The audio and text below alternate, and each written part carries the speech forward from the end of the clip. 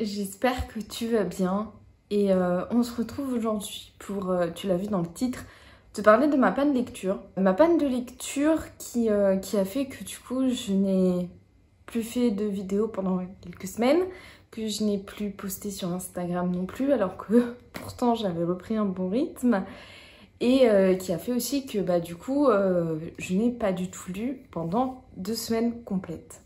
Donc je fais cette vidéo pour te parler un peu du coup de mon expérience avec la panne de lecture, puisque dans mon parcours de lectrice, je n'avais encore jamais vraiment fait de panne de lecture.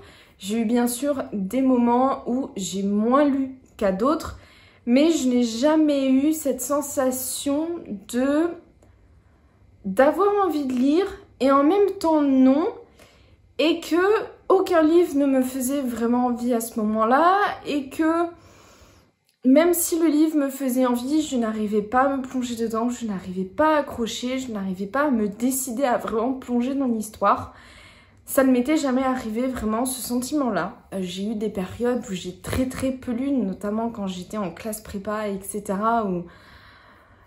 Où là, évidemment, j'ai vraiment pas beaucoup lu, mais j'avais quand même cette envie et ce besoin de lire. Et je sentais déjà depuis quelques mois, je dirais depuis quand même mi-février, que j'avais moins ce besoin d'aller dans les livres. Je sentais qu'il y avait quelque chose pas qui n'allait pas, mais qui n'était pas comme d'habitude. Alors je continuais de lire, peut-être d'une certaine façon je me suis forcée alors que je n'aurais pas dû, je ne sais pas. Mais j'ai gardé en tout cas un bon rythme de lecture. Et tu l'as vu dans les vidéos que j'ai fait, je suis redevenue régulière sur YouTube avec quand même, avant cette pause, une vidéo par semaine. Je réussissais aussi à tenir le rythme sur Instagram. Concernant les posts, les stories, j'étais aussi un peu plus régulière que d'habitude, donc j'avais un bon rythme. Mais j'avais quand même un peu ce sentiment un peu bizarre que, je lisais, mais je lisais plus par habitude que par réelle envie profonde. Et même si, du coup, j'appréciais mes lectures, je sentais que c'était pas exactement comme d'habitude. Et du coup, quand j'ai terminé King of Scars, je pense, si je me souviens bien, parce que du coup ça fait un petit moment que j'ai terminé un livre, et bien là, je n'ai juste pas su quel livre choisir ensuite.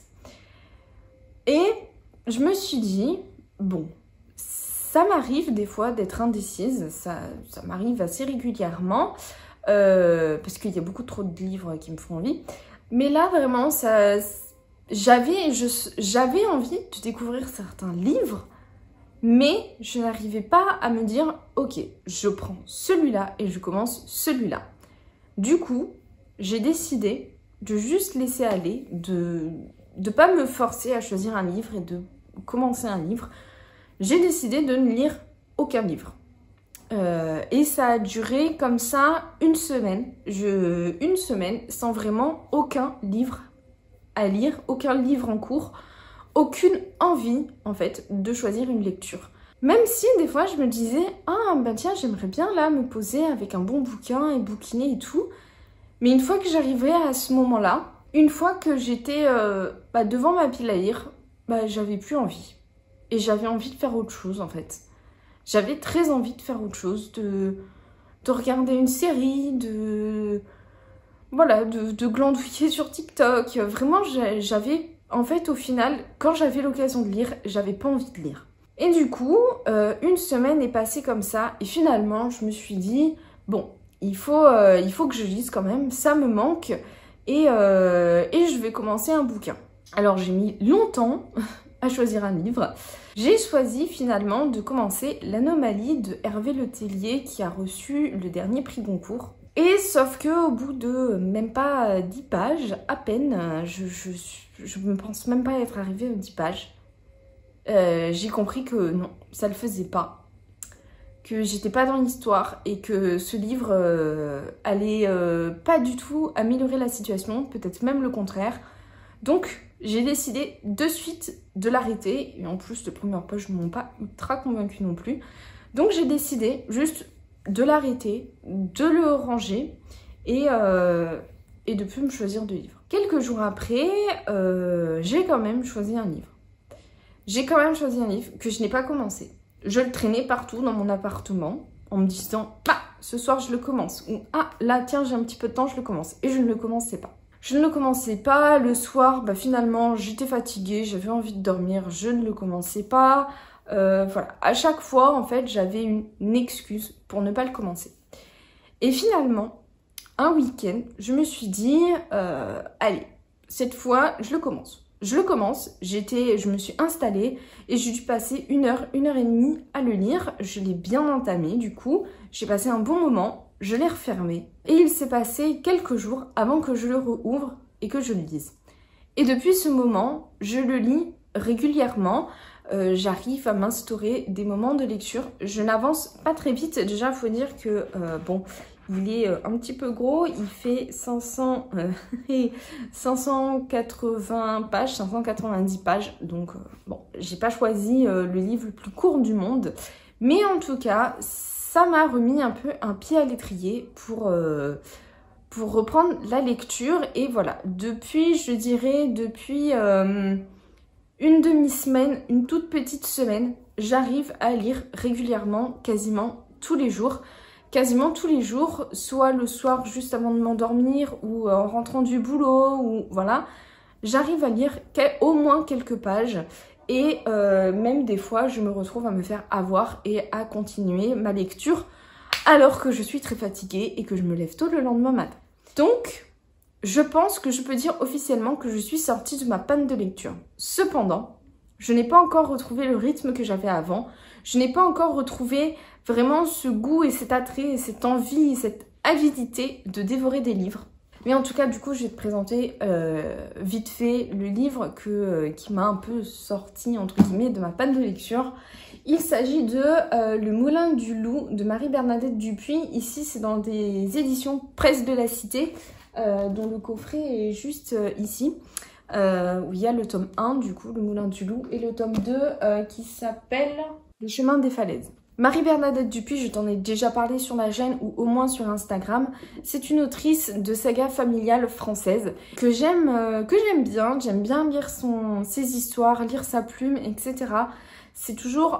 Ça se passe toujours dans le passé, donc là notamment on est à la fin du 19e siècle. Et j'aime beaucoup parce que c'est pas tellement prise de tête, ça a une ambiance très particulière et je trouve que c'est le gros point fort de cette autrice, c'est qu'elle arrive très bien à nous plonger dans l'ambiance de l'époque avec les mœurs, les façons de vivre, etc.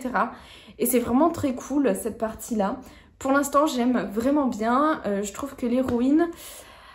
est un petit peu agaçante à certains moments, mais globalement elle est quand même assez moderne pour son âge, donc là on va voir ça. Mais voilà, en tout cas avec celui-ci je passe un bon moment de lecture et j'arrive quand même à bien avancer malgré tout. Pour me sortir de ma panne de lecture, puisque j'avais quand même conscience d'être en panne de lecture et j'avais envie d'en sortir, je me suis demandé si acheter des nouveaux livres, surtout des livres qui me faisaient très envie à ce moment-là, n'était pas une bonne solution et du coup de les commencer dans la foulée. Et finalement je ne l'ai pas fait, parce que bon déjà financièrement le mois d'avril a été l'hécatombe totale, donc faut que je me refasse une petite santé. Mais en tout cas, il y aura des livres qui arriveront en juin, ça, il n'y a pas de souci. Mais du coup, je me suis vraiment posé cette question-là, à me dire pourquoi pas craquer sur un livre qui me fait extrêmement envie pour sortir de ma panne de lecture. Et je pense franchement que ça m'aurait aidé, clairement, et que j'en serais sortie plus vite que ce qui s'est passé maintenant. Du coup, ce que je retiens de cette panne de lecture, c'est que il ne faut pas forcément se forcer non plus à lire. Je pense que si je m'étais forcée à lire, ma panne de lecture aurait été encore plus longue.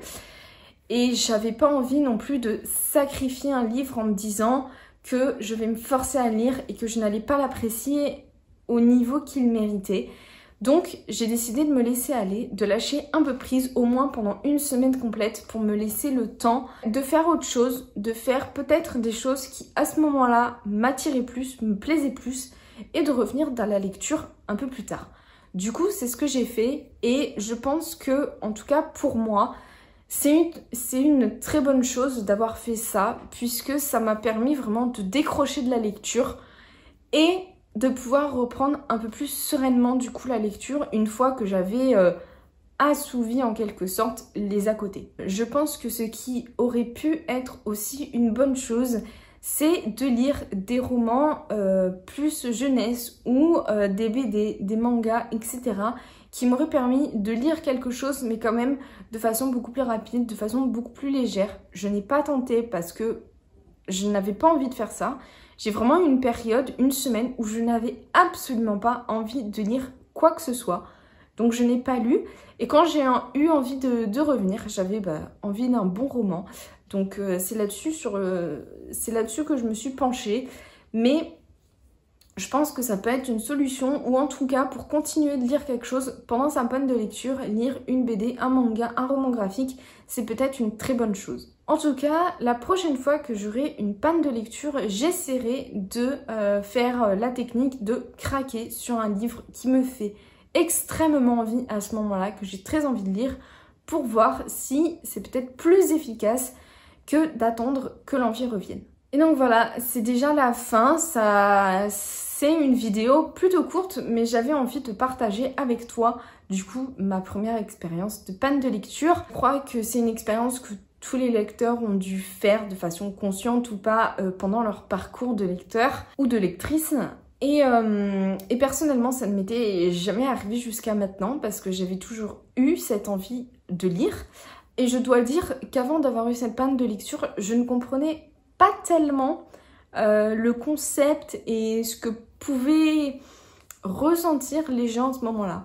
Là, vraiment, je comprends vraiment ce sentiment où on a envie de lire et en même temps on n'a pas envie de lire et on a envie de faire autre chose que de lire et aucun livre ne nous fait envie et voilà. Du coup, bon, je ne suis pas ravie d'avoir fait une panne de lecture, mais au moins j'aurais expérimenté quelque chose de nouveau. Voilà, faut se dire ça. Et n'hésite pas à me dire dans les commentaires, à partager ton expérience avec la panne de lecture. Si tu as eu, moi au final, ma panne de lecture aura duré 3 semaines, quelque chose comme ça en tout. Donc c'est relativement court. Donc toi, si tu as eu une panne de lecture plus longue, eh ben, n'hésite pas à partager ton expérience. Si tu as des super astuces qui ont fonctionné pour sortir de ta panne de lecture aussi, n'hésite pas. Ça pourra peut-être aider d'autres personnes qui sont actuellement en panne de lecture et qui ont besoin d'un petit coup de boost. On a tous des expériences de lecture vraiment très différentes et c'est ça qui fait la richesse du coup de Bookstagram, de Booktube, de BookTok, etc.